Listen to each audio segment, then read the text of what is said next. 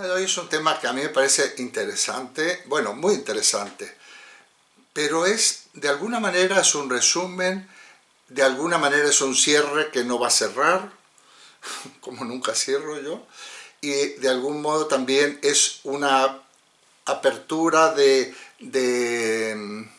un panorama para ver qué vamos a hacer el próximo curso. Entonces voy a intentar hacerlo, hay muchas cosas, voy a tratar de ser lo más ordenado posible para que además haya un espacio de diálogo, propuestas y demás, ¿no? Bueno, yo le había titulado a esta última sesión Fin de la modernidad, en el sentido de que durante el último tercio del siglo XX se ha escrito mucho sobre que hay que superar la modernidad, de que la modernidad ya está sobrepasada en todo sentido, y que por lo tanto hay que mirar hacia adelante y hacer una crítica profunda, sobre todo decían los filósofos de la subjetividad moderna.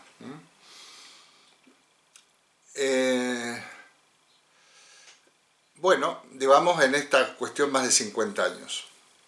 Entonces yo voy a dar mi punto de vista y de paso, primero con una mínima datos para que nos situemos y hablemos todos del mismo lenguaje. Primero, bueno, lo que voy a hacer es realmente en la sesión de hoy es trazar algunas coordenadas que caracterizan nuestra época, desde el punto de vista de la filosofía, o de cuestiones muy cercanas a la filosofía y que la afecta. Bueno, primero, entendemos por edad moderna, nosotros, en general se entiende por edad moderna a una filosofía que nos ocupa unos 200 años entre los siglos XVII, XVIII y primer tercio del siglo XIX. En filosofía, porque la edad moderna, si nosotros distribuimos de antigua, medieval, moderna y contemporánea, más o menos coincide con ese tipo de periodicidad histórica, pero nosotros vamos a decir en filosofía. Entonces, en realidad, comenzaría en el siglo XVII, 1637 se publica por primera vez el discurso del método de Descartes, que es una obra netamente moderna por muchas cuestiones, e incluso por haber sido escrita en una lengua vernácula, en este caso en francés, porque se solía publicar en latín. De hecho, Descartes tiene casi todas sus obras escritas en latín. Él la ha empezado ha empezado antes, pero fue publicada en una edición un poco casera en 1637 y luego ha habido muchísimas más. Ahí de alguna manera lo podemos poner como un hito de inicio de la modernidad, y el fin de la modernidad lo podemos establecer a la muerte de Hegel, que acontece en 1831. Aquí tenemos 200 años. Entre medias está ni más ni menos que la Revolución Francesa, 1789. Y esta filosofía, sobre todo hacia allá el siglo XVIII, la conocemos con el nombre de Ilustración. La Ilustración es una parte importante de la modernidad. Bueno, eso es un concepto. Otro concepto es que se habla a veces de filosofía contemporánea. A mí nunca me ha gustado esa clasificación, porque contemporánea no quiere decir nada, quiere decir que es de ahora. Pero contemporánea ya se habla a partir del fin de la modernidad, o sea, a partir de mediados del siglo XIX hasta nuestros días. Bueno, y ahí esto no cuadra, porque es una clasificación simplemente desde el punto de vista meramente, es no ponerle nombre, ¿no? Es como decir, bueno, la filosofía que tenemos ahora. Precisamente en el siglo XIX van a tener lugar unas filosofías que van a dar origen, poco a poco van a empezar a marcar un cambio de época, desde mediados del XIX y todo el siglo XX. el siglo XX, que para mí es un periodo de transición y confluencia entre la modernidad y lo que advendrá. O sea que el siglo XX, sí, época contemporánea, por supuesto, pero en realidad es una época de confluencia. El siglo XX en gran parte es moderno y luego hay nuevas perspectivas que van, digamos, van confluyendo con lo anterior. Es como cuando un río, por ejemplo el río de la Plata, desemboca en el Atlántico, hay toda una, tiene 300 kilómetros en su desembocadura, y ahí hay una confluencia de aguas dulces y agua salada, pues algo por el estilo. Bueno, yo considero que el cambio notorio de época se está produciendo recién desde los orígenes de este milenio, y es lo que voy a comentar en un ratito. O sea, ¿realmente se ha producido un cambio de época? Sí, notorio, notorio. Todavía no le podemos poner nombre, todavía tampoco podemos caracterizarlo, podemos en todo caso describir ciertas cuestiones que indican ese cambio de época, que haré dentro de unos minutos. Por otro lado, esto ya es mío, mío y supongo que de otros. Yo he dividido la historia de la filosofía en dos grandes épocas. Filosofía antigua y filosofía moderna. Hombre, ¿y el resto? Bueno, vamos allá. La filosofía antigua son dos grandes épocas. Por eso yo digo que a partir del tercer milenio pondría yo una tercera época. Primera época, segunda época y tercera época. La filosofía antigua para mí abarca las siguientes etapas. Y veré por qué lo pongo dentro de filosofía antigua y no lo pongo como una época nueva. La etapa clásica, fundamentalmente en nuestra cultura, Grecia y Roma, parte de Roma, alguna de los pensamientos romano, que es griego en realidad, o sea, filosofía clásica, filosofía helenística. La filosofía clásica iría desde los inicios de los primeros presocráticos hasta hasta la muerte de Aristóteles, que ya nos vamos a poner siglo III, segundo, antes de Cristo, digo, lo posterior a la muerte de Aristóteles, esa época clásica. La época helenística iría desde el siglo II, tercero segundo, donde el centro cultural más importante de la época helenística va a ser Alejandría, y digamos hasta la patrística. La patrística es la época donde ya se ha producido la confluencia entre la filosofía y el judeocristianismo, que se produce a partir del siglo II de nuestra era, primero con los llamados, se llama patrística porque es la época de los padres de la Iglesia, que son de alguna manera los fundadores de esta y los que realizan esta simbiosis entre cristianismo y filosofía. Ya veréis por qué digo simbiosis y no síntesis. Están los padres, por ejemplo, un San Justino, un San Clemente de Alejandría, Orígenes, luego están los padres latinos, los padres griegos. Toda esa época es la patrística, hasta San Agustín, siglo V. O sea, clásica y helenística. Ahí empezaría de alguna manera, y podríamos poner también conjuntamente con la helenística, en los últimos momentos, los últimos siglos, la patrística, que ya anuncia lo que va a ser el medioevo cristiano, judío y musulmán. Yo pongo, porque muchas veces se habla de filosofía cristiana en el medioevo, yo pongo medioevo cristiano, judío y musulmán, porque ahí se realiza una síntesis en la parte cristiana entre la filosofía y la religión, fundamentalmente el platonismo, y en el norte de África se realiza la síntesis con el Islam y la filosofía islam, filosofía y cristianismo, donde adoptan principalmente como eje a Aristóteles. Y también el pensamiento judío está muy también relacionado con lo musulmán. Ya sabéis que judíos y musulmanes convivieron bastante bien en el medioevo, y concretamente estas tres vertientes, sobre todo la judía y la musulmana, tienen como sitio privilegiado España. Bueno, lo que no era España, era la península ibérica, ¿no? No existía España. Por eso tampoco se puede hablar de reconquista. ¿Reconquista de qué? Si España no existía. No se puede reconquistar lo que nunca existió. Si en todo caso, con los reyes católicos viene la construcción de España, a partir del derrumbe y la masacre de todo lo anterior, tanto física como humana como culturalmente. Muy bien. Esta es la filosofía antigua. ¿Por qué digo antigua? Porque en el fondo lo que está en la base es la filosofía griega clásica. El pensamiento de los físicos presocráticos, digamos, de la ciencia griega clásica, y también de la ética y la política clásica, cuyo centro más conocido e importante es Atenas.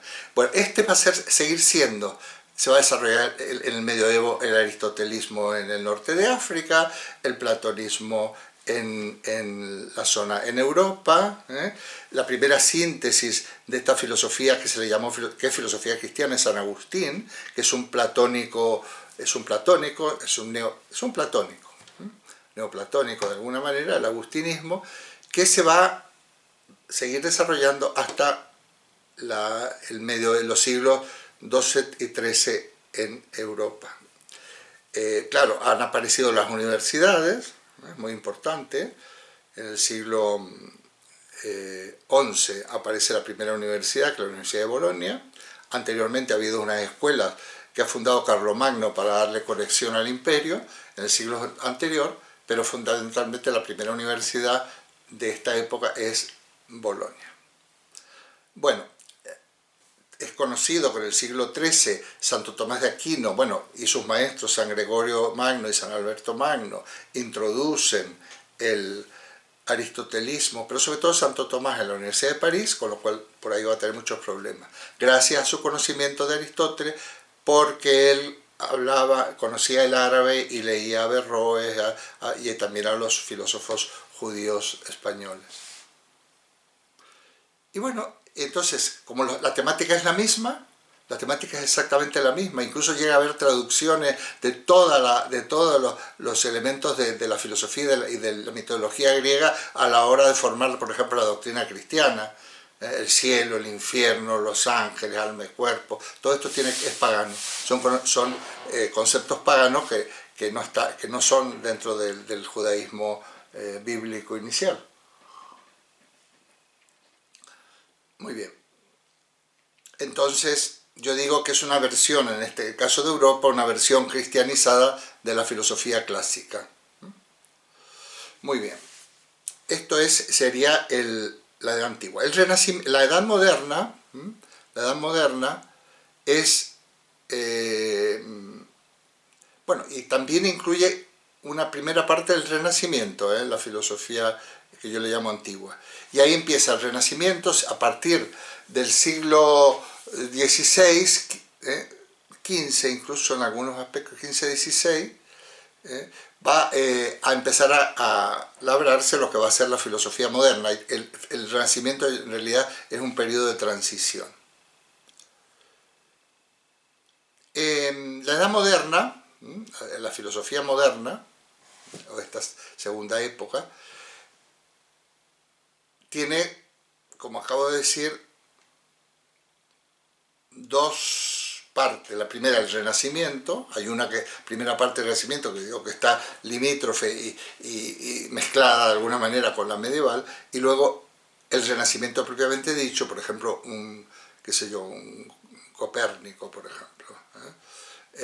Y luego la modernidad propiamente dicha, que empezaría con Descartes. ¿De acuerdo? Descartes y los racionalistas. Yo incluyo en la modernidad la primera parte del siglo XX como formando parte de la modernidad y del XIX en cuanto a temáticas. aunque hay nuevamente estas zonas de confluencia del Río de la Plata y el Océano Atlántico se va a estar dando en estos periodos, no es una cuestión tajante.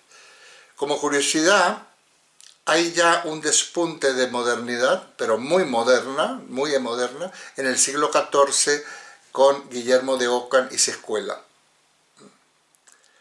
Guillermo de Ockham, la escuela de Ockham, llamada nominalismo, es la primera que va a utilizar el término modernos para referirse a esta situación. En su disputa con los discípulos de Santo Tomás de la Universidad de París del siglo XIII, le llaman a estos antiqui, o sea, antiguos, y ellos son los modernos. Y fundamentalmente esa distinción clave entre antiguos y modernos que se produce en el 1300 y pico, o sea, que a veces hay precursores, es precisamente lo que va a marcar lo que se va a llamar posteriormente el giro lingüístico, de muchísima importancia, porque la filosofía, sobre todo la lógica, la teoría del conocimiento, incluso estos elementos clave, la ontología, es netamente moderna.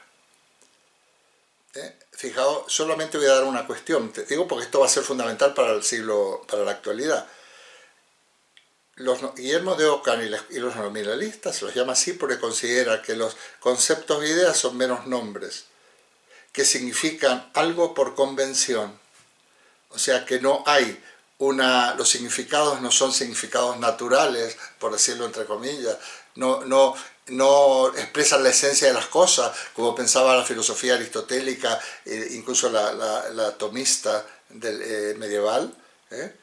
O sea que el hombre conseguía a través de un proceso de abstracción conocer la esencia de las cosas. Este realismo ingenuo que yo le llamo el de Aristóteles, dice no. Las ideas son simples convenciones que representan, por supuesto, determinado tipo de cosas o de objetos. Esto es fundamental. Esto es lo que va a marcar realmente la diferencia entre lo antiguo y lo actual. Y esto tiene que ver entonces que va a influir en toda una teoría de la verdad. Eso, aunque ellos lo hacen por otros motivos, incluso teológicos, pues veremos que eso nos llevará luego, ya en la edad moderna, a, digamos, desechar la metafísica, puesto que no existen verdades absolutas, puesto que el ser humano no puede conocer la verdad, solo podemos ponernos de acuerdo en sentidos convencionales. Esto es actual, estoy hablando de actual, aunque estoy hablando de estas cosas. Bueno. Y entonces, por último, si estamos en los albores de una tercera época, ya lo vamos a ver, tenemos que describirlo. Vamos a ver cómo se va anunciando la modernidad. Precisamente, a partir de la muerte a partir de mediados del siglo XIX, hay una serie de pensadores como Darwin, el propio Marx, en fin, todas las teorías relacionadas con la evolución y demás, que están planteando una nueva manera de explicar el hombre. En realidad, de alguna manera, el hombre es un producto de la naturaleza que emerge por evolución. Y por supuesto, el hombre es material. O sea, aquí va a surgir el materialismo, aunque hay muchos tipos de materialismo. En el caso de Marx, el materialismo dialéctico, que no es lo mismo que los que algunos críticos llaman el materialismo vulgar y cosas de este tipo. Muy bien.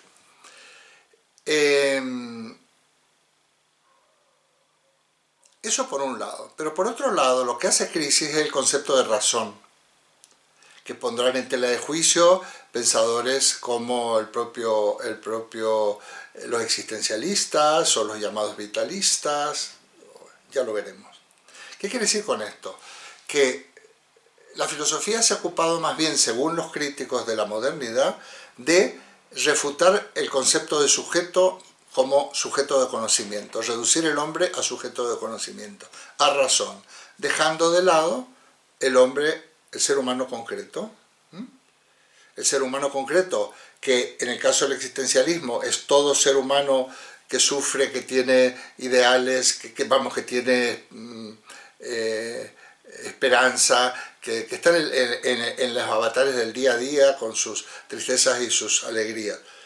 Ese ha sido dejado de lado. Y también ha sido dejado de lado el hombre más concreto, que es el trabajador, el proletario, que es el que nos permite vivir a todos. Entonces, la filosofía no se ha ocupado de esto. Por eso surge lo que yo llamo una especie de crítica, lamento, grito en pos del hombre concreto. Hombre concreto todos nosotros, hombre concretísimo, el trabajador como tal. La filosofía se ha olvidado de esto. Y entonces aquí encontramos muchas manifestaciones como Marx, como Kierkegaard, existencialismo, Schopenhauer, Nietzsche, Freud, etc. Para todos ellos, Hegel había reducido el hombre a razón, en su máxima expresión de espíritu absoluto. Precisamente hay una afirmación de Hegel famosa, que podríamos decir que este es el cierre de la modernidad desde el punto de vista de la subjetividad del sujeto racional, es: todo lo real es racional y todo lo racional es real. Bueno, esto va a estallar, porque, a ver, ¿qué significa esto? Bueno, significa, precisamente la filosofía de la Ilustración significa la racionalización de todo. En política, fuera monarquías absolutas y libertad, fraternidad e igualdad. ¿Qué hay más de más racional en esto? En cuanto a algo que marca la convivencia humana, pues nada. Por otra parte, o sea, en política sería un poco los ideales de la Revolución Francesa, los ideales del republicanismo y de las democracias al uso de la Ilustración, que van a ser en realidad las democracias liberales burguesas, pero bueno, en principio es democracia y republicanismo. Desde el punto de vista de la ciencia, a partir de Newton, que es, no en vano es un inglés también como Guillermo de Ockham, considera que las verdades científicas no son absolutas, sino que en realidad las verdades científicas son funciones de verdad, y que todo es verdadero una vez que se lo ha demostrado adecuadamente, mientras no se demuestre lo contrario. Entonces le quita ese carácter, vamos a llamarle fijo, metafísico de las verdades científicas, y define la verdad científica de una manera diferente, que la libera del corsé de la metafísica y también del corsé de la teología. Hay una obrita suya, Reglas de razonamiento en filosofía, donde va a ir poniendo, le llama así, Reglas de razonamiento en filosofía, pero en realidad está haciendo un análisis de las verdades científicas desde el punto de vista de la epistemología, y los mejores epistemólogos de una ciencia son los científicos de esa disciplina. El mejor epistemólogo de la física es un físico, no un advenedizo. Cuando dan el premio Príncipe de Asturias a ¿cómo se llama este? Ay, por Dios. Ay, por Dios. A Mario Bunge, es un argentino, se le da el Príncipe de Asturias, y él dice en un determinado momento que para dedicarse, porque él es filósofo de la ciencia, que para dedicarse a la filosofía y la ciencia hay que ser científico.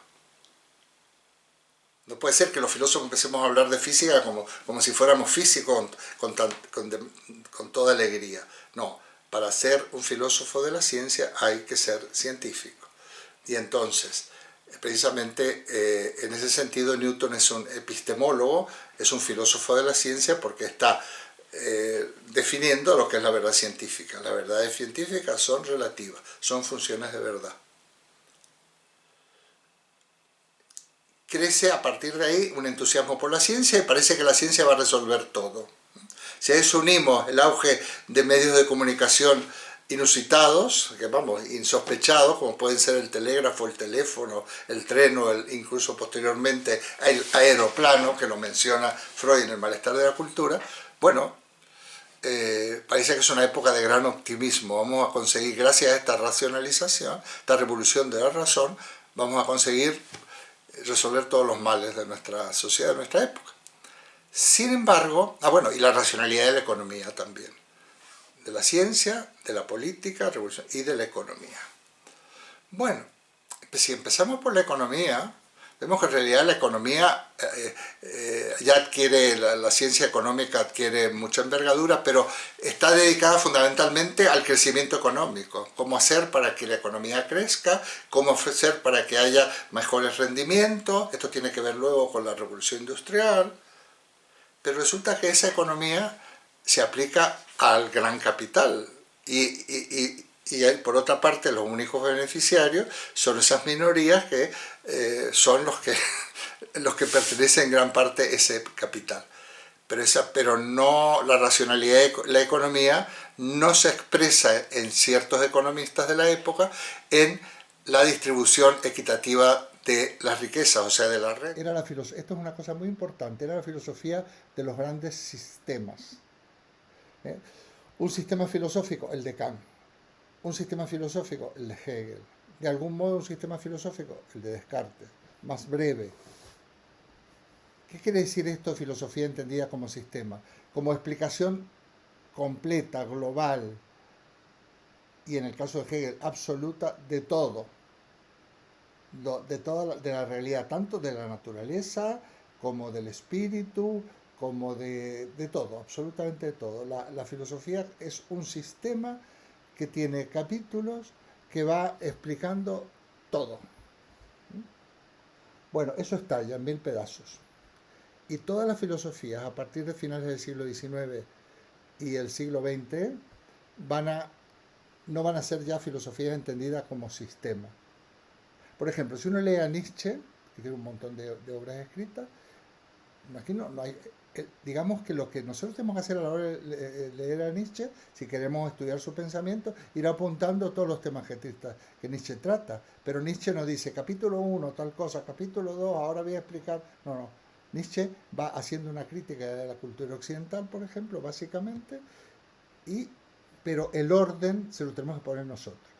El sistema filosófico viene con el orden incorporado, como si fuera un esqueleto, y las filosofías que le podríamos llamar antisistema, y ahí viene luego la otra, lo que significa hoy en día antisistema, pero de alguna manera son filosofías antisistema, en donde para poder organizarlas y explicarlas y demás y analizarlas, tenemos que proporcionar un exoesqueleto. Somos nosotros los que ponemos el orden, no porque venga el orden incorporado. Hay un orden de los temas, de las preocupaciones, hay una secuencia, por supuesto, lógica, pero no tan tajante como en el más puro racionalismo de la edad moderna, porque precisamente hay una categoría integradora donde tiene en cuenta, aparte de la razón, tiene digamos, la economía, la política, los sentimientos, etc.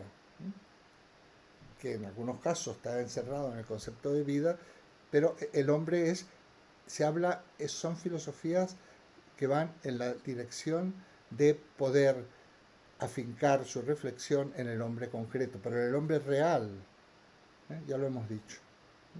Entonces, se abandona el concepto de filosofía como sistema y también se desecha el concepto de verdad absoluta. Y en este ambiente se va a desarrollar la filosofía del siglo XX.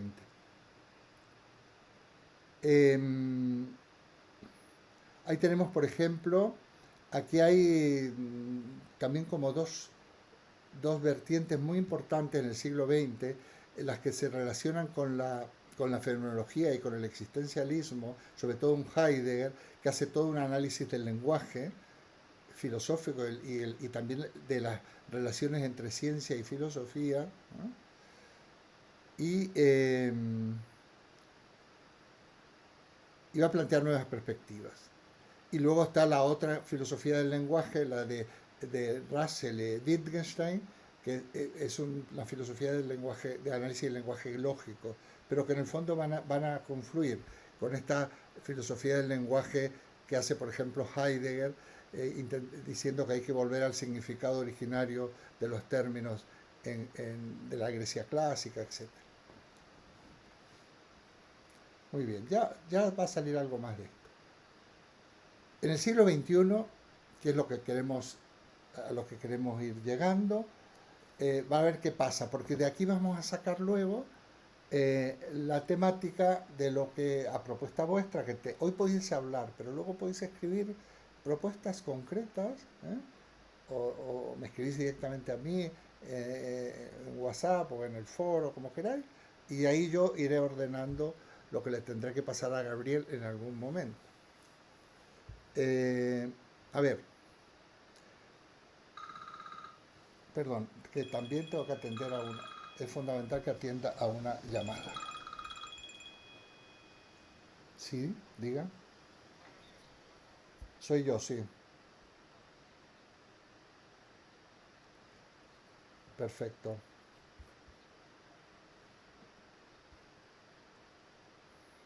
Perfecto. Muy bien. Sí.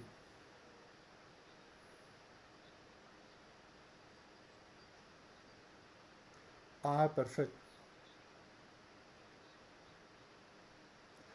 Bueno, pues ahora mismo estoy en una conferencia online. Está en el garaje, pero esta tarde está bien, ¿no? Eh, ¿A qué número lo manda? ¿A qué número? A este que está aquí. Bueno, hago las fotos de los cuatro, puedo hacer un vídeo también puedo hacer si quieres, como que cuatro fotos de los cuatro laterales.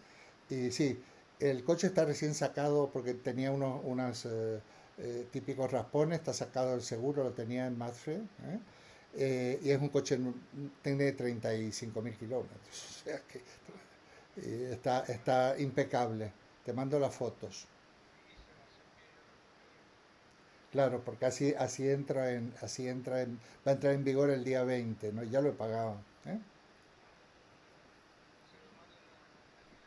¿Cómo se llama usted? Casimiro, vale. Casimiro. Bueno, pues entonces en este mismo número le voy a mandar las fotos en un rato. Vamos, más que un rato, a lo mejor si no me termino la clase, lo hacemos a las 5 de la tarde o así. ¿De acuerdo, Casimiro? A usted, hasta luego. Hasta luego. Bueno, seguimos. Esta es típicamente ya filosofía del siglo XXI. Es que lo tenía que atender porque es un perito del seguro que ahora me perita en el coche con unas fotos. O sea, pero ya el coche va a estar bien peinadito, ¿eh? Bien peinadito va a estar. Porque es para que me acepten en un seguro de... Muy bien. Los inicios del siglo XXI. A finales del siglo XX hay dos acontecimientos fundamentales en la historia de nuestra época y que afecta prácticamente a todo el planeta. La desaparición del muro de Berlín y la disolución, perdón, tres en realidad, la disolución de la Unión Soviética y el triunfo del capitalismo a escala mundial. ¿Mm? Desaparición del muro de Berlín, disolución de la Unión Soviética y el triunfo del capitalismo y de un determinado tipo de capitalismo eh, tremendo que tiene que ver con otros elementos, ¿no? Que ya iremos analizando, desde el cambio climático, bueno, muchas cosas, pero ya lo veremos. Según al final del siglo pasado, según los filósofos, la mayoría de los filósofos reconocen que los conceptos tradicionales de la filosofía se han agotado. Algunos le llaman el fin de los grandes relatos. El siglo XXI empieza con el atentado a las Torres Gemelas de Nueva York, que yo acababa de llegar de México, que había estado una temporada viviendo allí, vengo a hacerme cargo, tenía una excedencia en España, y una de las primeras cosas que veo en la tele, que no me la puedo creer, es precisamente en directo, como habéis visto todo, el ataque a las Torres Gemelas. Otros elementos claves de primeros años de nuestro milenio es la invasión de Afganistán e Irak y el comienzo y la acentuación de la tensión y la escalada belicista. Todavía tenemos, tenemos este otro acontecimiento es un acontecimiento histórico que estamos viviendo. Aparecen nuevos conceptos que además van a servir para justificar esta escalada belicista. El concepto de terrorismo y de fundamentalismo islámico. No el concepto, aparece la realidad, fundamentalismo y terrorismo y todas estas son nuevas categorías, pero que desde el punto de vista ético-político van a intentar justificar la guerra. No olvidemos nunca las famosas armas de destrucción masiva que inician la invasión precisamente de Irak por parte de Bush y con nuestro prócer eh, Aznar, que inmediatamente se apunta a la guerra. Bueno, prócer que es más conocido como Ansar en Estados Unidos, que se apunta a la guerra. Otro elemento de capital importancia a los 8 años de haber comenzado el milenio es la enorme crisis económica que se desata a partir de las hipotecas subprime de Estados Unidos, ¿eh? Un tipo de hipoteca que por otra parte también afecta a España y al resto del mundo. En España se hablaba que se había pinchado la burbuja inmobiliaria y esto trajo muchos, en Argentina eso trae unos problemas enormes porque la deuda ya hay una inflación terrible, la deuda que se había contraído en un peso equiparado al dólar, luego resulta que se cesa esa equiparación con el dólar y bueno, la gente no puede pagar porque debe tanto que no tiene ningún sentido. Aquí en España pasa igual, ¿eh? Hay muchos inmigrantes después de la crisis económica, sobre todo ecuatorianos, que se habían comprado casas y de repente debían tanto que les salía más barato volver a su país, porque entre otras cosas en España, ¿eh? Tú si tienes una hipoteca, no solo te quitan la casa, sino que la deuda se mantiene. ¿Eh? La deuda no se condona entregando tu casa. Bueno, eh, eh, eh, hay cosas peores a veces, María Inés y Cristina, a veces en estas latitudes que por allá. Bueno, entonces son los elementos, Torre Gemela, las guerras, la crisis económica, por otra parte, esa crisis económica veréis que se encara muy mal. La misma Merkel, que se despide como una auténtica eh, prócer de la política, como una auténtica estadista, eh, fomenta medidas que van a empobrecer a países de Europa de una manera tremenda. Por ejemplo, Grecia, ¿eh? Que por cierto acaban de pagar su deuda. Bueno, ¿ves? Ya algo está pasando con algo pasa con esta cámara. Bueno, algún problema hay. Me voy a volver al otro, porque ya no puedo seguir interrumpiendo. Bueno, em,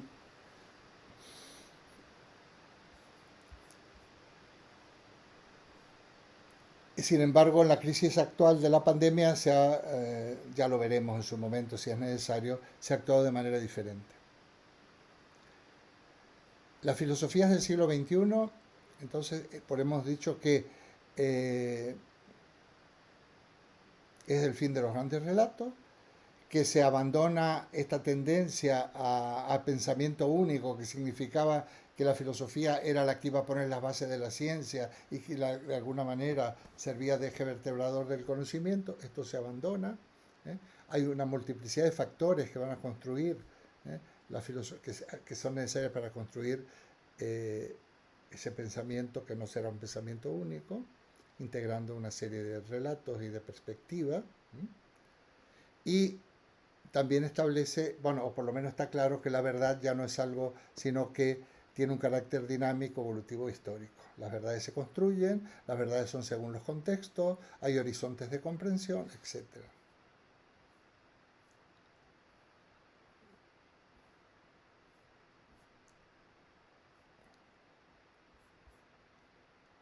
Hay una serie de conceptos que van a ir cambiando, pero esto no lo voy a analizar, esto van a ser cosas, elementos para poder analizar quizás el próximo curso. Se sustituye por algunos el concepto, por ejemplo, de pueblo por el del multitud, ¿eh?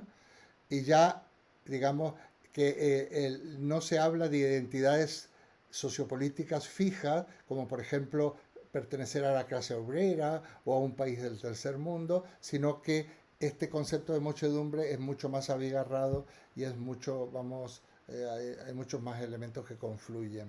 ¿Mm? Eh, esa multitud, ¿eh? Esto es de un determinado muchedumbre o multitud, ¿eh? Es, digamos, debe encontrar unos nuevos modos de hacer política. Por ejemplo, yo no defiendo esto, simplemente estoy exponiendo. Por ejemplo, se reivindica la desobediencia civil como modo de sustraerse a las leyes del Estado y la producción industrial. Entonces, aparecen nuevas perspectivas. Habría que agregarles todo esto que yo no lo tengo, digamos, esquematizado, pues todas las problemáticas que tienen que ver con la identidad de género, la diferencia entre sexo y género elegido, en fin, todo este tipo de situaciones, las cuestiones relacionadas con nuevos modelos de familia, todo esto que bueno, esto forma parte de esta, al haberse fracturado, haber perdido vigencia los grandes relatos y no haber un pensamiento único ni una verdad absoluta y el derrumbe total de la metafísica, pues es tierra abierta para muchas cosas. Sin embargo, Alain Badiou no está de acuerdo con que los filósofos, que las filosofías, que estemos, digamos, que se haya liquidado la modernidad, que estemos en el fin de la modernidad. Sin embargo, él lo que va a proponer es lo que es el concepto de acontecimiento. El acontecimiento básicamente presenta dos características. Por un lado, es un evento que no puede ser previsto ni calculado con los conocimientos disponibles, por ejemplo, la pandemia. Eso no podía, es un acontecimiento, pero no son solo negativos. Y al mismo tiempo un acontecimiento introduce una novedad porque abre un nuevo campo de posibilidades o de reflexión. ¿Eh? Los acontecimientos irrumpen. Como no hay un destino, no hay un desarrollo histórico lógico como pensaba Hegel. El acontecimiento es repentino, pero va a generar muchas consecuencias. Para Alain Badiou, la filosofía debe dedicarse a tematizar estos acontecimientos. Aquí nos queda aquí nos queda un título que quizás podemos rellenar.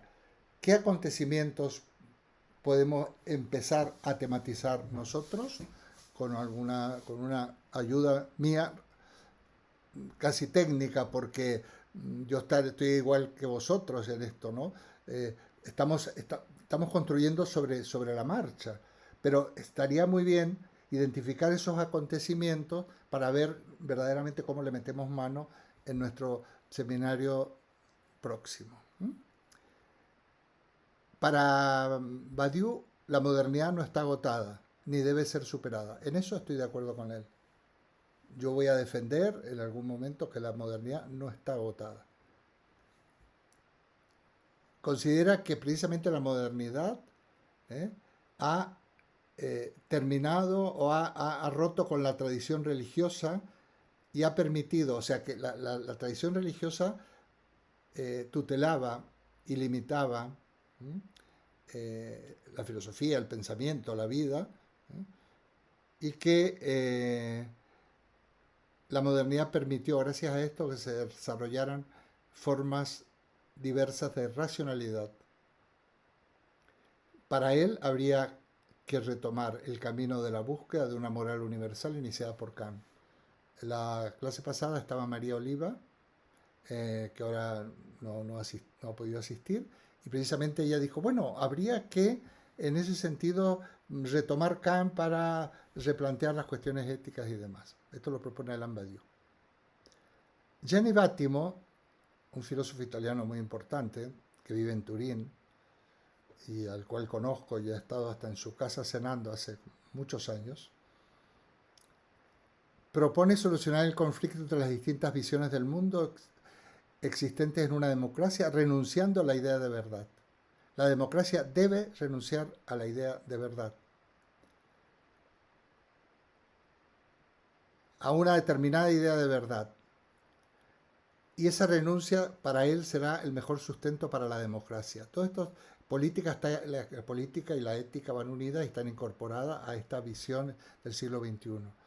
La idea de que la política debe apuntar hacia la verdad es contraria a los principios igualitarios. Hombre, ¿cómo es posible? Pues supone que algunos conocen la verdad mejor que otros. Vattimo sostiene que la tendencia secularizadora de la filosofía moderna tiene su origen en el cristianismo y es ese origen el que debe ser recuperado. Yo estoy bastante de acuerdo con Gianni Vattimo también.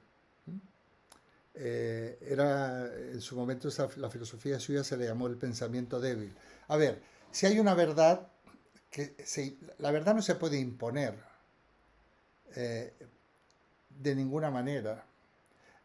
Tiene que haber, no hay un solo relato, hay varios relatos que deben integrarse en el diálogo democrático.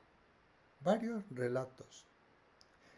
Y por otra parte, esto que dice Vattimo es precisamente que estos principios éticos del cristianismo deben ser recuperados. Badiou habla de Kant. Para mencionar más cuestiones, la Habermas, la famosa ética del discurso, que apunta siempre a la inclusión de cada vez más participantes y perspectivas.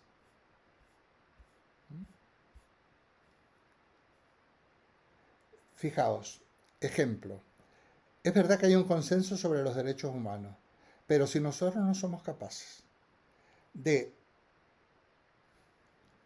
hacer confluir, de consensuar que otras perspectivas, otros aportes de perspectivas no occidentales, vamos a hacer, vamos a privilegiar nuestra concepción, nuestra manera de interpretar los derechos humanos y vamos a intentar exponerles a los demás otras perspectivas. Por ejemplo, voy a poner un ejemplo menor.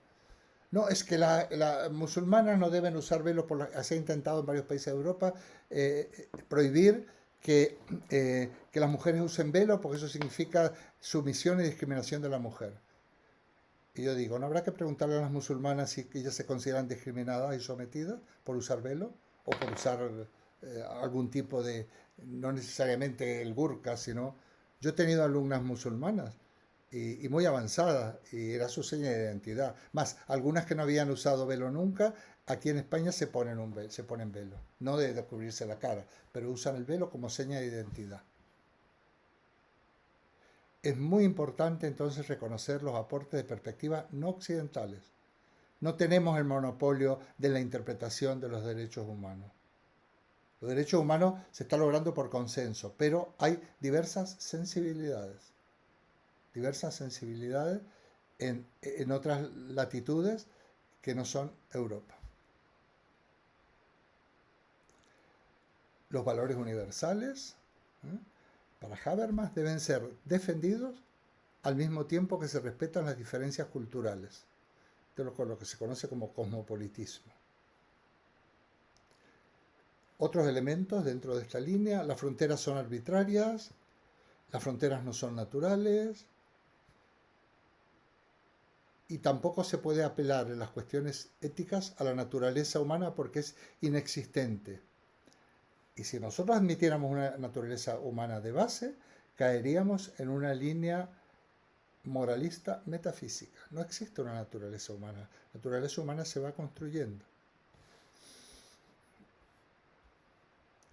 Es fundamental, como tarea de esta filosofía, tarea actual de la filosofía, el resolver la tensión entre filósofos y científicos. Filosofía y ciencia deben ir unidas, ¿sí? Y cada uno a lo suyo de manera complementaria, zapatero a tus zapatos. Es fundamental establecer un diálogo permanente libre de prejuicios.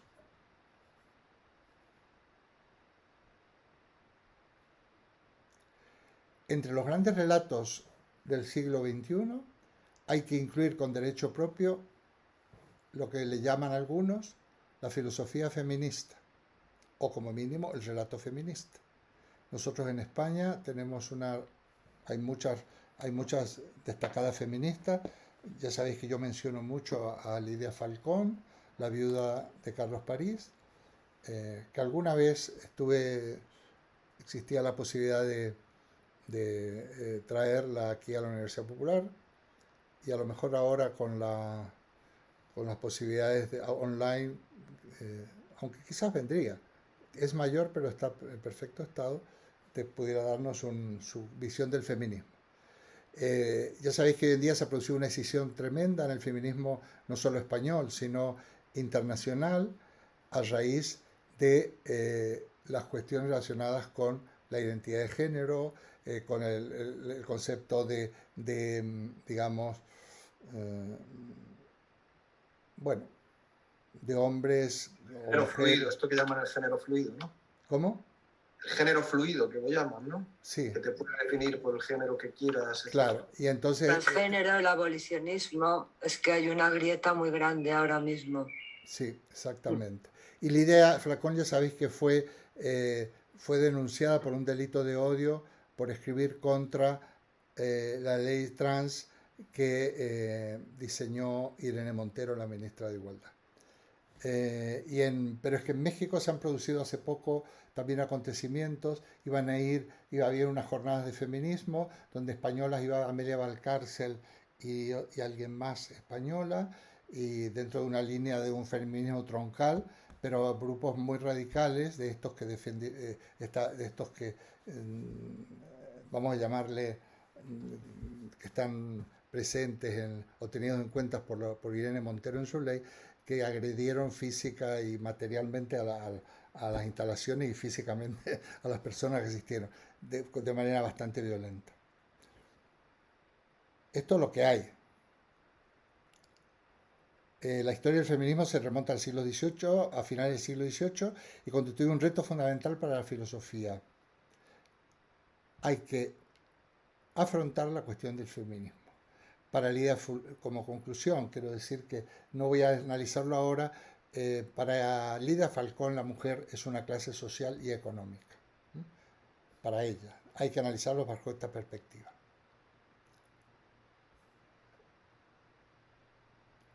Por último, la gran tarea de la filosofía, bueno, por último en este pequeño apartado todavía me queda un poquito. La filosofía del siglo XXI debe encontrar las categorías adecuadas para poder abordar las cuestiones políticas de nuestro tiempo.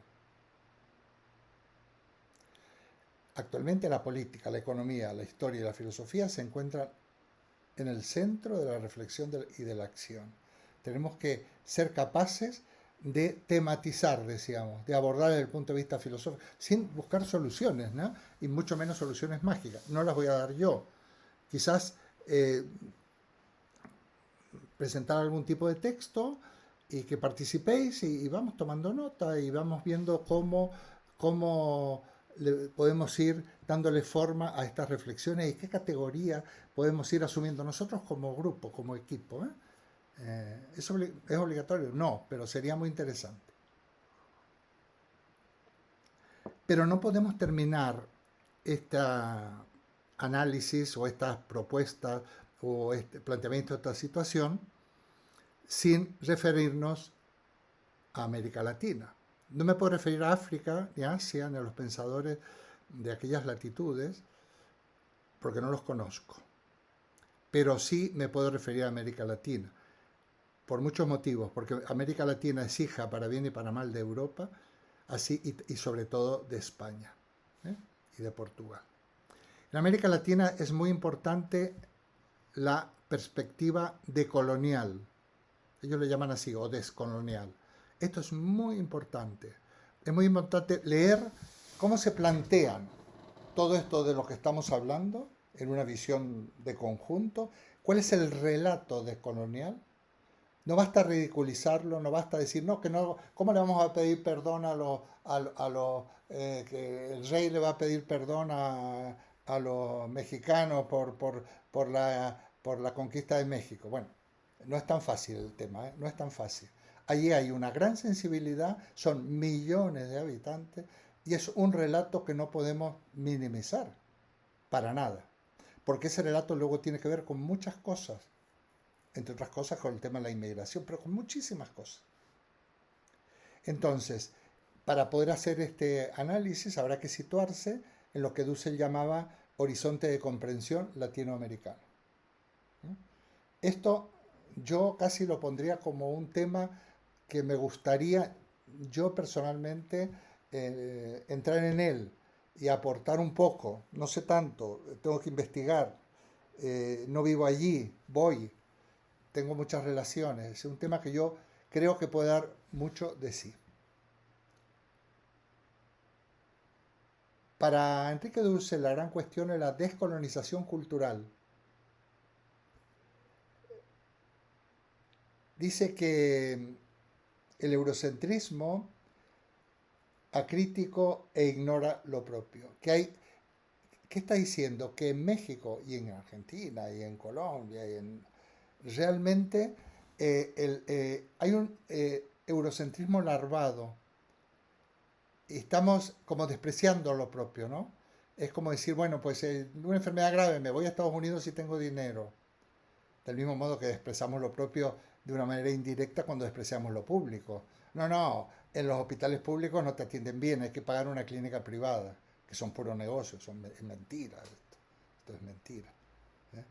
Eh, y entonces, por ejemplo, dice él, ¿cómo vamos a hacer una descolonización de la cultura y la educación? Hablando de la etapa de López Obrador, que él llegó a ser incluso asesor de López Obrador y que ahora es un poco crítico porque considera que va demasiado despacio en estas cuestiones, cuando los currículos de la escuela primaria y secundaria y universitaria son eurocéntricos y cuando los profesores que son los encargados de desarrollar estas cuestiones, son eurocéntricos sin darse cuenta, porque han sido formados en esa visión del eurocentrismo. Yo he estado ahí, yo he discutido, yo he dialogado, en algún momento puedo contaros cosas.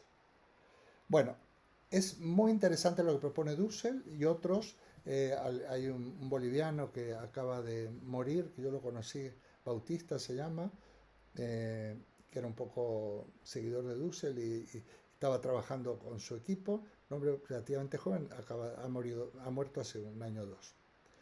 Pero hay una pensadora boliviana que para mí es un descubrimiento, pero que es muy importante, ¿no?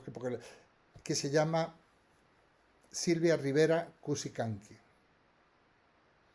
Es una indígena, ha sido profesora de la universidad en Bolivia, ha tenido problemas incluso con los sectores progresistas y ella lo que dice que lo que hay que hacer, que hay que admitir, partir de la permanente lucha en nuestra subjetividad, entre lo indio y lo europeo. O sea, la cuestión no se puede resolver por a ver quién tuvo la culpa o qué es mejor o qué es peor, sino lo que es una realidad en América Latina, que esos son países y sociedades mestizas y que si no somos capaces de integrar ambas perspectivas, vamos a estar siempre en una situación de esquizofrenia cultural. Ella dice que, según ella, porque ha sido crítica, dice, lo decolonial es una moda, dice ella, lo postcolonial un deseo y lo anticolonial una lucha. Dice, aquí tenemos que diversificar, tenemos que ver qué sentido tienen estos términos. Se ha puesto de moda lo descolonial, lo decolonial. Lo postcolonial, llegar a una situación de avance es un deseo, pero ser anticolonial es una lucha, es una militancia. Bueno, Aquí hay una cosa que me encanta y que me gustaría casi leerla, porque, fijaos, eh, ella propone la micropolítica como espacio de resistencia. Es necesario, dice ella, crear pequeñas comunidades de afinidad y tejer redes. Ella habla de las tejedoras, ¿eh? Ella habla de las tejedoras, hay términos en quechua, las tejedoras, las que tejen estos entelares y estas cuestiones. Y ha creado una comunidad de tejedoras mientras que se está tejiendo, se están discutiendo las cuestiones. Ella abandonó la universidad. Ha abandonado la universidad, tuvo muchos problemas, pero más la abandonó porque dice que en lo académico no está la solución, hay que salir a la calle. Hay muchísimas afinidades con lo que nosotros hacemos, curiosamente. Dice, la micropolítica, dice, está por debajo del radar de la política y trabaja sobre colectivos pequeños y acciones corporales que permiten que florezcan espacios de libertad. Con gente común, entre nosotros. Lo que se busca es repolitizar la cotidianidad, ya sea desde la cocina, fijaos, el trabajo, la huerta, articular el trabajo manual con el trabajo intelectual, producir pensamiento a partir de lo cotidiano, romper la barrera entre el trabajo manual e el intelectual. Esto es cita de ella. Su concepción de la micropolítica tiene en común con otras corrientes filosóficas actuales la disposición a actuar fuera de la academia. ¿No suena de algo? Mirad, nuestra universidad tiene diversos espacios, que va desde el bordado y la costura y el encaje de bolillos, hasta el cambio climático, la filosofía, la literatura. Es muy interesante pero que esta universidad popular, realmente este movimiento ha empezado hace más de 100 años en Segovia. No es un movimiento improvisado, con unas bases pedagógicas y filosóficas muy importantes. Bueno, según ella, aquí nace lo que llama espacios emancipatorios. Tejer un espacio de encuentro y de creatividad que permita a diferentes personas desarrollar su individualidad para a su vez latir con el pulso colectivo. Yo creo que lo podríamos poner casi hasta como lema de nuestro seminario. Espacios de encuentro y de creatividad, de personas diferentes, que nos permitan desarrollarnos como individuos, pero al mismo tiempo latir con un mismo pulso, no de una manera partidista, no de una manera dogmática. Crear un espacio de libertad, dice, de realización personal, de camaradería y de compañerismo con propuestas comunes. En ese sentido, muchos colectivos se están desarrollando así en América Latina, que tienen que ver con el tema del campo, de la huerta, de las cooperativas y de los clubes de lectura, de los espacios de debate, de los cineclub. Iniciativas pequeñas pero poderosas, dice Cusicanque, ya sea de huertos comunitarios, de soberanía alimentaria, de procesos de autonomía o de derechos humanos. O sea, hay sitios que hablan de soberanía alimentaria, de poder del cambio climático y cómo contribuir a ellos a que eso no ocurra, o profundizar en los derechos humanos o en las economías locales. De algún modo, todos estos espacios interrumpen el proceso totalizador del capital y marcan un horizonte emancipador. Eso es muy interesante. El proceso descolonizador que se manifiesta en Abya Yala es en quechua en lo que nosotros llamamos América Latina. Presenta la misma dirección liberadora que los que acontecen en otros espacios culturales del mundo. En la Europa, esto lo he escrito yo ya, ¿no? En la Europa contemporánea tenemos que resaltar las propuestas de abandono del academicismo y los movimientos de universidades populares libres, por ejemplo. Pero hay más cosas. Más cosas desde el punto de vista de la agricultura, la economía, las comunidades de municipios pequeños, las soluciones que se están buscando en este caso en la España vaciada. Estoy terminando. El feminismo, estoy leyendo esto para ir más rápido. El feminismo, ecologismo, animalistas, derechos humanos, integración de los inmigrantes, no discriminación, por diversas razones, sexo, religión, raza, etc., son signos comunes de los procesos emancipadores que, al igual que en Latinoamérica, se dan también en España y en el continente europeo. En cualquier caso, la liberación de toda dominación siempre será falaz si no se sostiene en un esfuerzo personal coherente. Esto es muy importante, también lo dice Cosica. ¿Qué quiere decir esto? Es que tenemos que ser coherentes con lo que discutimos, con lo que pensamos y cómo vivimos. Siempre coherente con una ascética personal por la libertad, nos dice Kusikan. Libertad respecto de la esclavitud impuesta desde afuera y desde dentro de nosotros mismos. Tenemos muchos prejuicios que conculcar y un ego opresor que deberíamos minimizar, ¿no? Aquí hay mucho que hacer. En conclusión, para poder realizar un análisis crítico neurocéntrico, dicen ellos, de la modernidad, debemos tener en cuenta de una manera insoslayable el pensamiento latinoamericano en sus diversos desarrollos.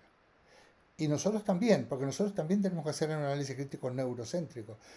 A mí alguna vez en una discusión me dijeron que yo era eurocéntrico. Digo, no, perdona. Yo soy europeo y no voy a desconocerlo. En todo caso, soy mestizo. Soy un latinoamericano que se ha desarrollado, como dice muy bien Cristina, y se me reconoce ya ni por el acento que soy mendocino. Asumo mi ser europeo y entro en diálogo con este relato desde Europa que incorpora otros relatos, pero desde luego bajo ningún punto de vista soy eurocéntrico, porque no hay que ser eurocéntrico ni siquiera en Europa, porque eso aquí se llamaría chauvinismo, se vería otro tipo de cosas. No se puede ser más papista que el Papa. Nosotros tenemos que liberarnos de esta concepción de cómo Europa es el centro del mundo, el ombligo del mundo. Bueno, aquí voy a terminar.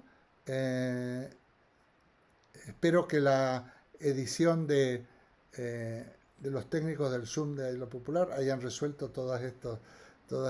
De todas maneras, yo voy a cortar los trozos, pero que por lo menos sea homogéneo.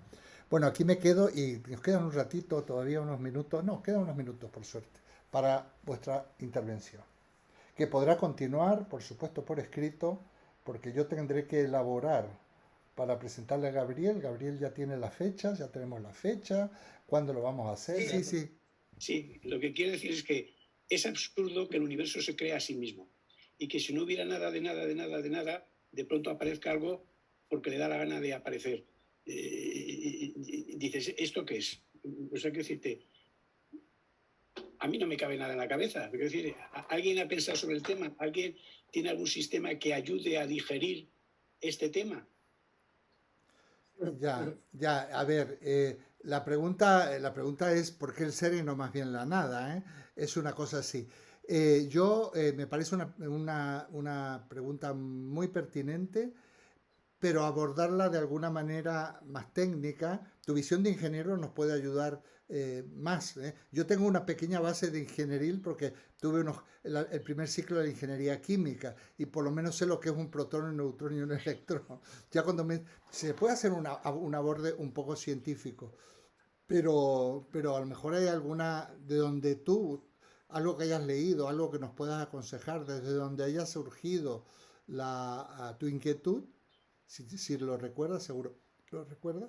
Porque claro, de alguna manera hay que plantearlo. Yo estoy de acuerdo contigo. Tú planteas una inquietud, al menos yo hablo desde mi punto de vista, que de alguna forma es esa incógnita que uno tiene en la cabeza y que no sabe cómo meter mano en ella.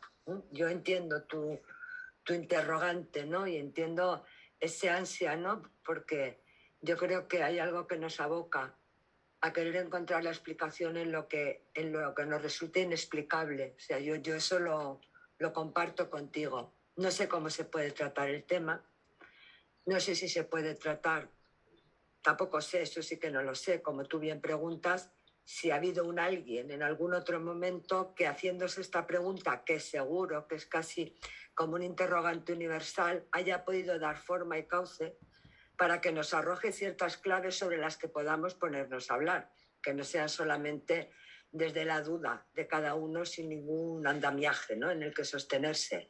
No lo sé, tampoco yo tengo unos conocimientos que me lleven a haber hecho un rastreo para deducir que lo hay o no lo hay. no sé cómo lo podíamos abordar. Te digo esto porque te estoy escuchando y que para que te sientas acompañado, ¿no? En cierto modo, ¿no? Porque yo también creo que hay interrogantes para los que no tenemos acceso a la respuesta. Creo. Por lo que sea, ahí podríamos divagar, ¿no? Porque somos seres finitos, limitados, por más que nos cueste, ¿no? Somos finitos, limitados, no somos perfectos. Yo tengo la impresión de que hay grandes interrogantes que nos atormentan porque no podemos desasirnos de ellos, pero que no tenemos las herramientas como para acceder a su respuesta. Otra cosa es cómo vamos cargando con todo esto, ¿no? Bueno, solo decirte que te entiendo, que a mí también me pasa, pero no sé cómo podríamos abordarlo. No, Antaño- yo lo mismo que dice Antaño María se José. resolvía esto con la existencia de Dios. Claro. Entonces el problema era tragar la existencia de Dios. Si Dios existe, Dios lo crea todo, maravilloso. Claro. Y el problema es decir, puedo tragar la existencia de Dios, que exista desde siempre, pero una vez que quitamos a Dios de en medio, el mismísimo problema se traslada al propio universo. Tiene sentido que el universo exista de por sí, porque ha querido aparecer, porque de la más absoluta nada de pronto ha dicho el universo, quiero existir y existo. Es tan absurdo o que exista un universo desde siempre. O sea, el universo adquiere los atributos de Dios. Nos hemos quitado a Dios de en medio y surge de pronto el universo como figura principal y los problemas que había con la existencia de Dios se trasladan a la existencia del universo. Es tan difícil o más de tragar. Tan difícil o más de tragar. Entonces, entiendo que es un tema fundamental de la filosofía. ¿Por qué existe un universo? ¿Cómo es posible que exista un universo? ¿Cómo es posible que ese universo que existe tenga una estructura muy concreta y determinada? Bueno, dicho, yo creo que ya me estoy repitiendo. Yo estoy seguro, Justino, aparte de que me alegro de verte, estoy seguro que si lo googleamos nos saldrán multitud de cosas. Yo tengo soluciones, salidas entre lo kantiano, que son preguntas que nos asaltan y que no tienen respuesta, no es para escurrir el bulto, y al mismo tiempo la perspectiva griega, que no se cuestionan por una serie de elementos, por una serie de situaciones, no se cuestionan sobre esto, les parece lo más normal que esto esté, porque a lo mejor casi intuyen que para qué te vas a preguntar cosas que no tienen solución. Pero al mismo tiempo está desde el por qué más bien el ser y no más bien la nada, lo dice Heidegger, ¿eh? Y entonces, ahora, eso tiene respuesta. Si alguien lo pudiera por lo menos plantear, para que opináramos, fíjate que lo más que podríamos llegar es a opinar un poco, a no ser que alguien aquí nos apabullara con algún tipo de conocimiento que vaya más allá, que estaría estupendo, ¿eh? Gabriel no está, pero Gabriel le gusta merodear estas cosas. A lo mejor entre tú y Gabriel, otro ingeniero, pues bueno, se puede por lo menos plantear, pero más cosas. Sí, Hace poco dijeron y nos hemos quedado todos tan tranquilos. Hablaba Rafael cuando hablaba del transhumanismo y luego hablaba de que parece que, y nos quedamos tan tranquilos, parece que, y continuamente esto sí está de moda, que parece que la muerte, que podríamos vivir siglos, eso me parece casi, también son cosas que me sobrepasan absolutamente a mí. Porque menos mal que, te digo una cosa, yo no sé, yo creo que soy kantiano casi sin darme cuenta. Y viene Kant y me pone palabras en mi boca y en mi mente, ¿no? Por eso me gusta lo de la Rivera Cusicanqui, empezar de abajo, las micro. Por eso sería muy interesante, como mínimo, si quieres tener una conversación entre nosotros de desahogo donde opinemos sobre esto, porque es la única manera. A lo mejor se nos abre algún panorama. No se trata de traer un experto en esta pregunta que no tiene respuesta, no lo sé. Pero a ver, sí. Eduardo, el otro día, una de las cosas que comentamos, por aterrizar en una cosa, porque joder, Justino nos ha puesto en una tesitura un poco fuerte, por aterrizar en cosas más cotidianas, ¿habéis visto la posibilidad de fusionar los grupos para por la tarde, para que Cristina Marianés, o sea, para que con otro horario. ¿Eso lo habéis evaluado? ¿Eso se quedó Sí, en no, el ya aire? lo hemos evaluado, y al final yo no podré.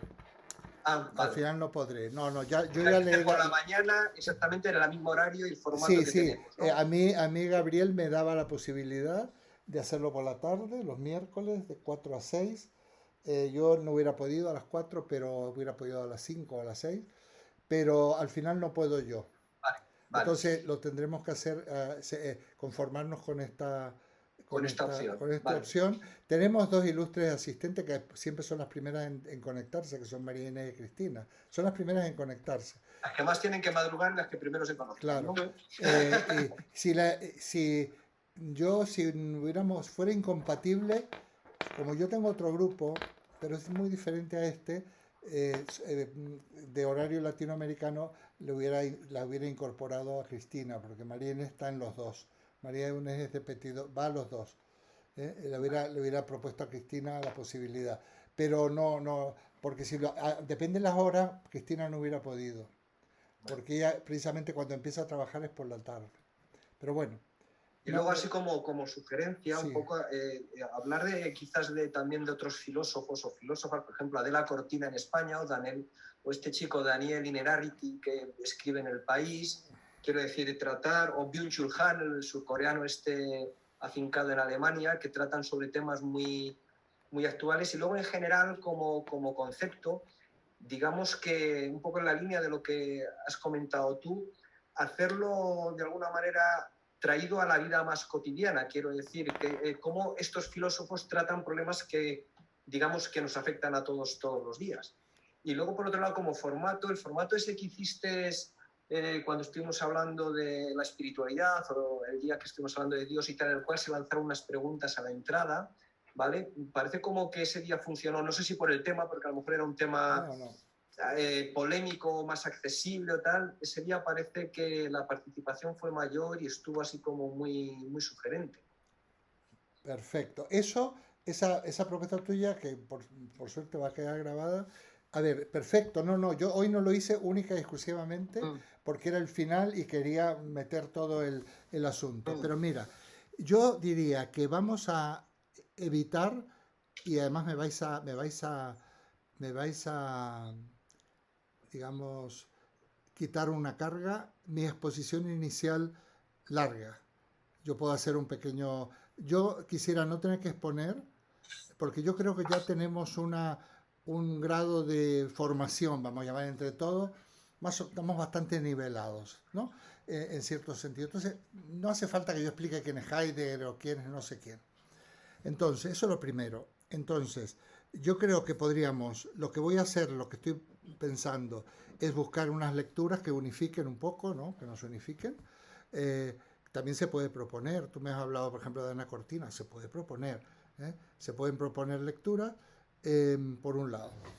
Y luego, sobre esa base de esas lecturas, hacer unas preguntas e iniciar el, el, la sesión con la participación.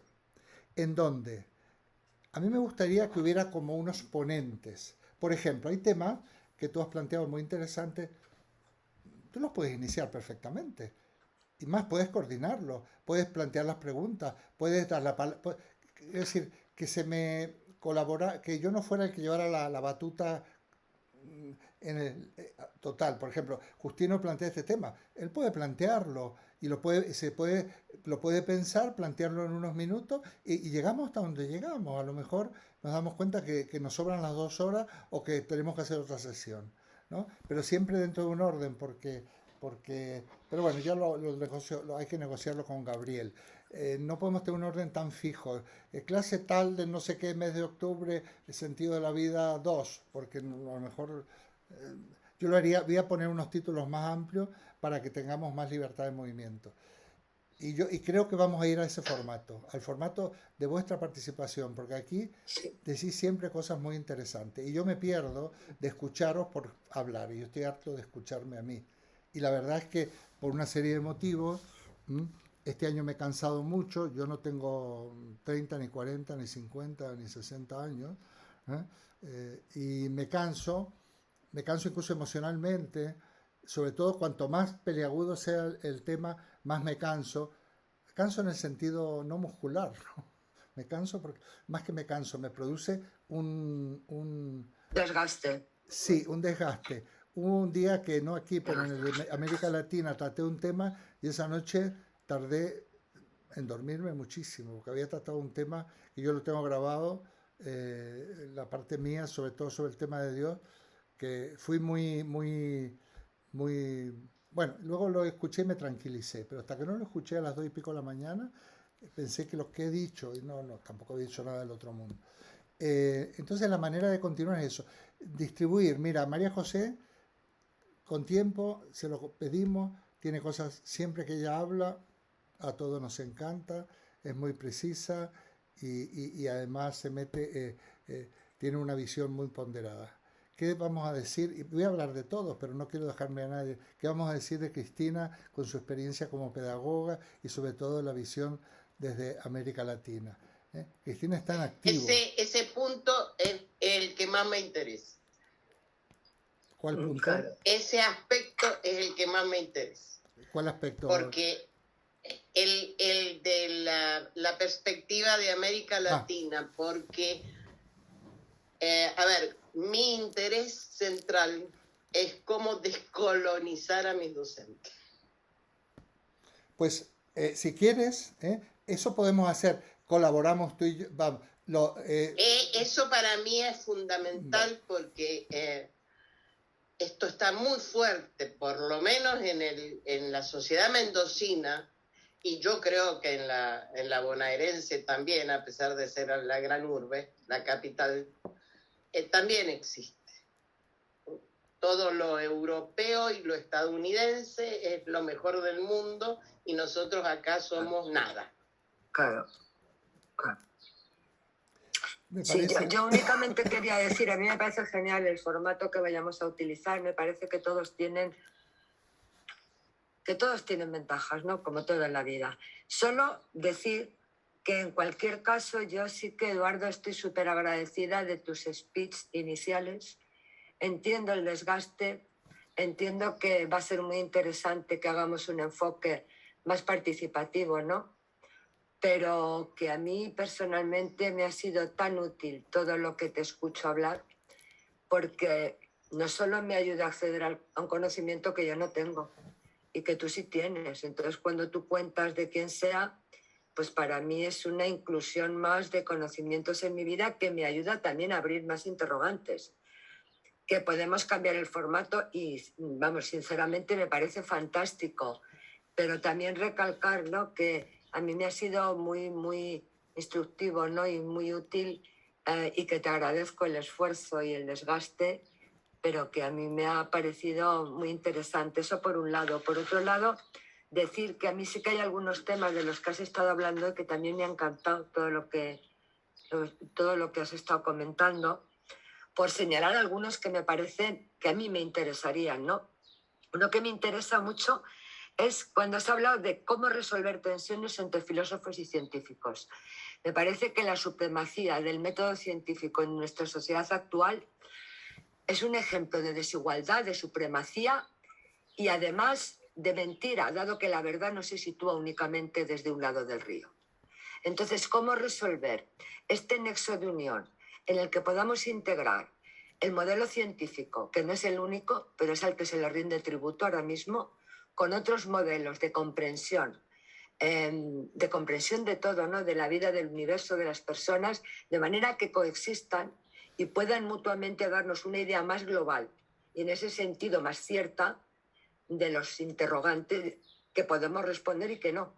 Ese tema me interesa muchísimo. Me interesa mucho, terriblemente, el tema del relato feminista y de la filosofía feminista, porque también me parece que se está haciendo un uso partidista e interesado de algo que también es un movimiento hacia la igualdad y hacia el respeto. Entonces, desde esa vertiente, me encantaría, bueno, si pudiera estar en algún momento Lidia Falcón o alguna persona, alguna mujer de este tipo, todo lo que es la filosofía feminista entendida desde la filosofía feminista, desde un modelo de igualdad, que huya un poco de la politización que se hace de ella, me interesaría mucho. Digo porque decías qué temas os pueden interesar. Y obviamente también como tú has llamado, el horizonte de comprensión latinoamericana. Creo que nos interesa reflexionar sobre ello a los que viven en América Latina y a los que no. Es decir, es algo que acercarnos a esa comprensión nos va a ayudar a tener un conocimiento más rico, ¿no?, de las diferentes realidades. Yo apunto esos 3 temas de momento, ¿no?, como temas que, si se pueden incluir, me gustaría que estuvieran incluidos. Muy bien, mira, bueno, primero te agradezco la valoración de mi trabajo. Yo diría que no hay que... ya sabéis que a mí es muy difícil que yo no hable, ¿eh? Es muy difícil. Lo que yo único que digo que simplemente quizás no dar una hora de charla, pero ya sabéis que a lo largo de la sesión yo participo porque voy respondiendo y a veces incluso hago ediciones porque a mí me interesan para mi archivo de mis intervenciones, ¿eh? O sea que al que quiera, pues, y hay temas que yo digo, bueno, ¿por qué voy a hablar de Nietzsche ahora si yo tengo unos vídeos de Nietzsche de hace 2 o 3 años que están muchísimo mejor? Entonces, en ese momento, imagina que hay que hablar de Nietzsche de nuevo, o de Heidegger. ¿Para qué voy a explicar a Heidegger? Digo, chicos, mira, os veis este vídeo de Heidegger, que es con el mismo estilo, soy el mismo, digo la misma, los mismos patinazos, las mismas irreverencias, más todavía, porque ahora me he moderado. ¿Para qué voy a hablar de nuevo de eso? Eso por un lado. Por otro lado, lo que tú dices, María José, del diálogo ciencia-filosofía, me parece fundamental. Y si me permites, yo soy muy directo y muy personal, tú lo sabes mejor que nadie en tu profesión, ¿eh? Por la orientación que tú le das a la psicología y por la orientación eh, preeminente en España de especie de pensamiento único que parece que todo lo demás son tonterías. O sea, sabemos de lo que estamos hablando, ¿verdad?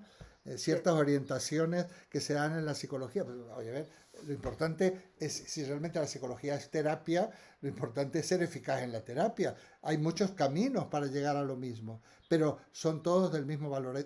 Si hablábamos del tema del relato, pues hay relatos en psicología, mientras sean coherentes, honestos y serios, fundamentados, pues, ¿eh? Entonces, eso es un tema. A mí me gusta mucho además tu perspectiva, que eres una gran valiente, porque si estuvieras en Argentina no habría ningún problema, pero aquí hay que sacar adelante ciertas perspectivas de la ciencia que a la que te dedicas, la ciencia y la praxis. Por otro lado, sí, efectivamente, lo de feminismo yo creo que va a ser un tema obligado. El formato de traer a Lidia será que la Universidad Popular le invite a dar una charla presencial o online, ¿eh? Más que meterla aquí, porque no cabe, nos estallaría, estallaría la pantalla y todo. Pero sí que de una charla que sería interesante. Bueno, pues y luego el tema de América Latina. A ver, no es una curiosidad América Latina. ¿No sabéis la importancia? Hay algunos elementos en cuanto a lo emancipador y la liberación que están en punta de lanza mundial, yo creo, América Latina, más que otros continentes no europeos. Y al mismo tiempo, aquí se ha habido una influencia muy positiva de América Latina, concretamente en España, ¿eh? Por ejemplo, yo conozco lo de Argentina. Ha habido muchas cosas se han importado desde la teología de la liberación, de la filosofía de la liberación y una serie incluso lo de colonial. Hay un grupo de colonial en Andalucía, en España. Hay una página tienen un grupo y están planteando cosas muy interesantes. A la inversa, Cristina, en Argentina siempre se aplican políticas educativas que en España ya han fracasado. Llegan no el día siguiente, llegan 5 o 10 años después y aquí ya han fracasado, absolutamente. Porque ciertas cosas sin presupuesto no sirven para nada. Pero ya hablaremos. Aquí tenemos entonces... Sin presupuesto y sin formación de recursos humanos. Exacto. Aquí tenemos personas... Claro. Estos son caminos paralelos, no se pueden escindir uno del otro. Yo lo que he criticado permanentemente ha sido precisamente la formación del recurso humano.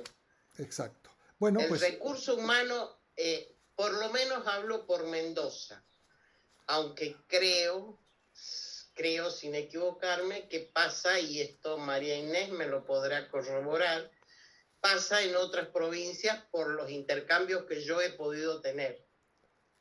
Y es que el recurso humano sigue viviendo en la más absoluta modernidad con de cara a la cabeza. Sí, sí, sí. Por eso, mira, ahí tenemos el caso de Dussel, con el cual yo he estado personalmente charlado con esto de él. Él insiste lo mismo que tú, porque es normal, porque al fin y al cabo él es un filósofo y estaba asesorando, no sé si ya lo sigue, a López Obrador en el tema de la educación. Y tú, cosa que pasa mucho en Argentina, y a los argentinos, estás en activo.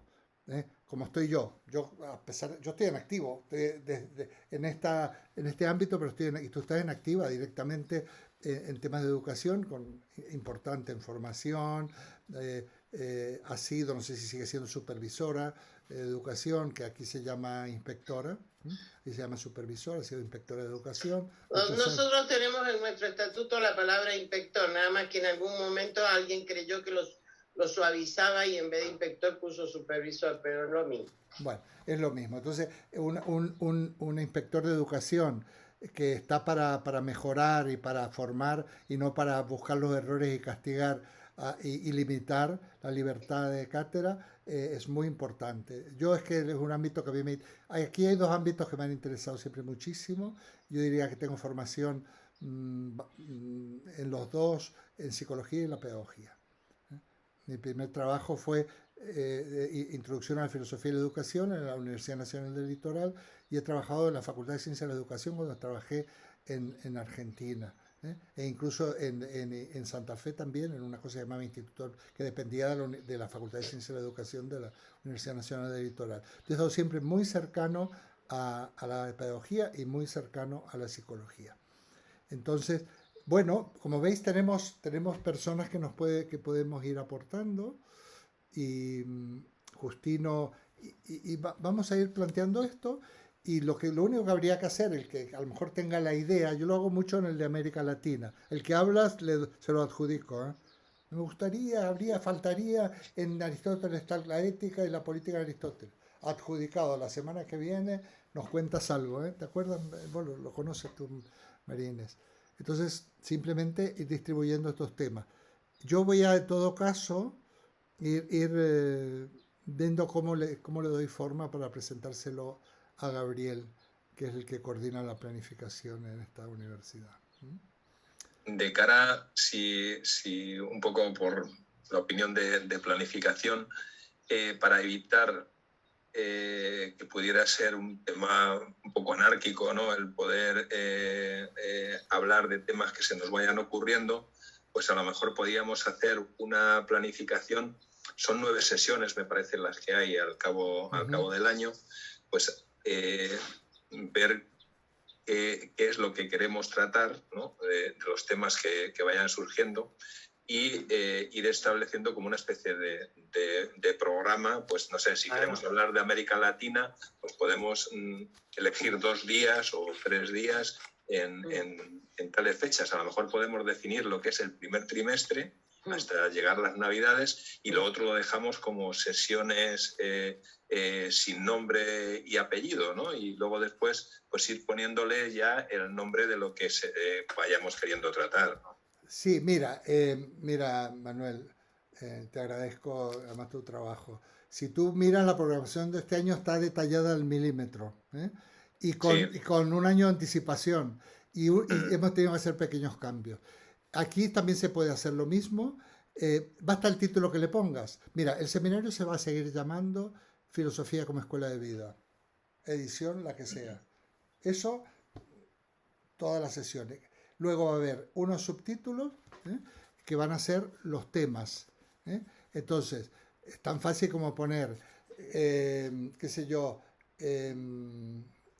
por ejemplo, un tema podría ser así ambiguo, fin de la modernidad, y vamos a esto, pero lo detallamos, ¿no? Luego concretar. El participante va a recibir, puedes poner un determinado fin de los grandes relatos, y esto es lo suficientemente amplio, y además para que nosotros luego le demos el contenido que se nos dé la gana, incorporando texto, incorporando preguntas.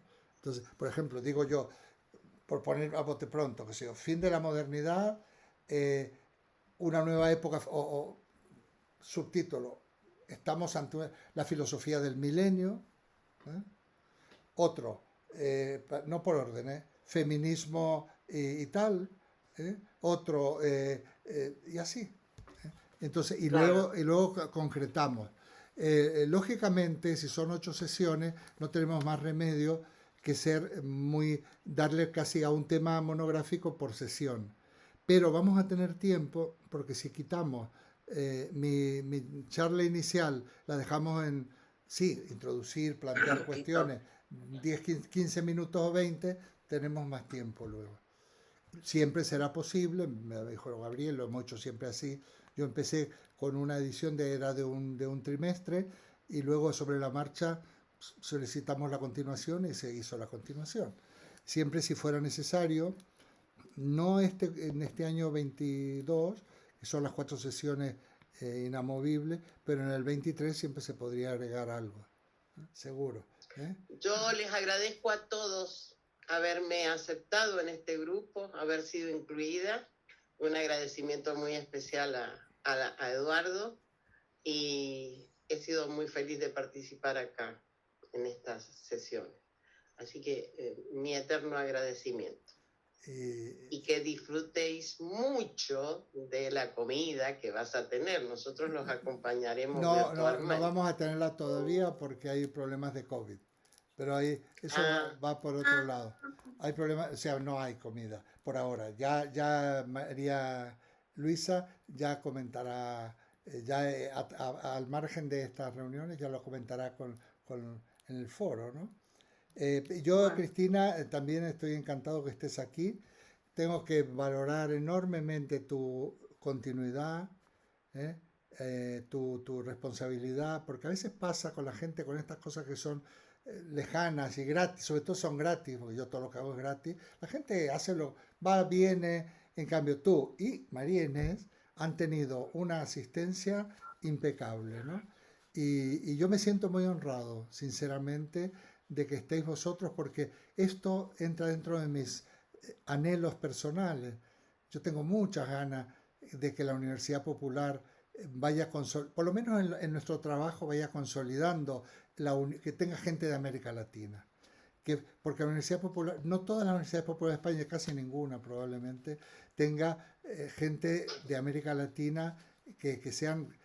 a todos yo lo he propuesto, más que nada por una cuestión también de problemas, que sean socios de honor. Gabriel, y plantearé este tema que hay, y con María Inés y Cristina, pues por supuesto, aparte de lo que has dicho tú, yo también me alegro mucho de que hayan estado aquí con nosotros, porque esto es para la Universidad Popular, o sea que aparte de lo que pueda ser para tu grupo de filosofía, ¿no? Y daros las gracias por haber estado todos los días y además de haber sido las primeras, ¿no? Que habéis estado, y encantado de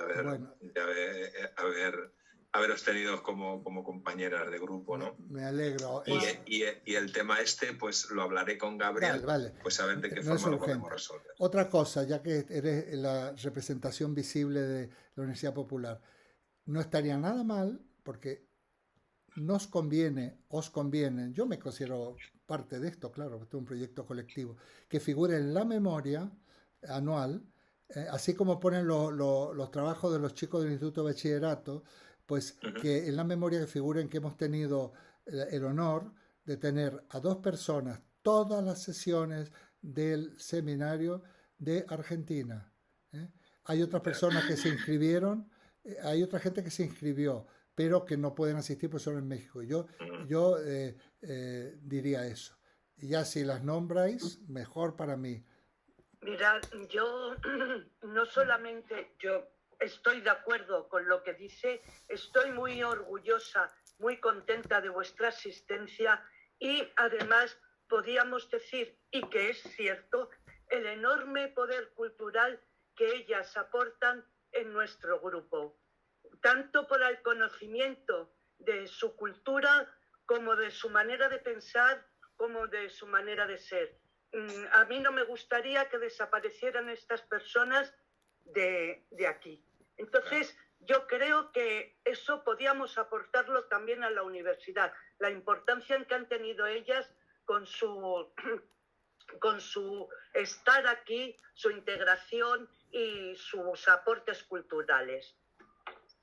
Pues nada, intentaré. Muchísimas gracias. Gracias. No me siento tan, o sea, me siento muy honrada, pero no cabe en mí que haya sido tan importante. Pero bueno, es muy gratificante.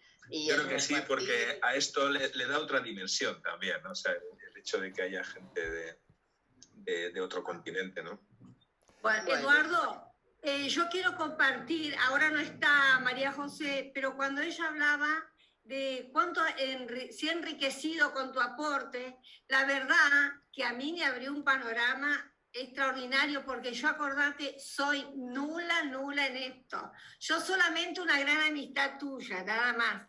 Pero me ha aportado tanto que a mí me continúa. En cualquier momento me acuerdo de una clase. Anoche fui a la carpeta, acordate que te prometí que te tengo que escribir algo. Lo que pasa es que tuve un fin de semana muy ocupado. Te agradezco muchísimo que me hayas participado de este encuentro. Estoy muy contenta, te agradezco muchísimo, y todo lo que están haciendo en la consideración, tanto para Cristina como para mí. Muchas gracias, muchas gracias. Y si me permitís, le quiero preguntar a Rafael si el filósofo coreano que nombraste hoy, como lo nombraste rapidito, es un tal Byung-Chul Han. Exacto. ¿Y conoces este título, La Sociedad del Cansancio? Sí, es uno de sus libros más famosos. Bueno, gracias. Voy a ver si me lo prestan.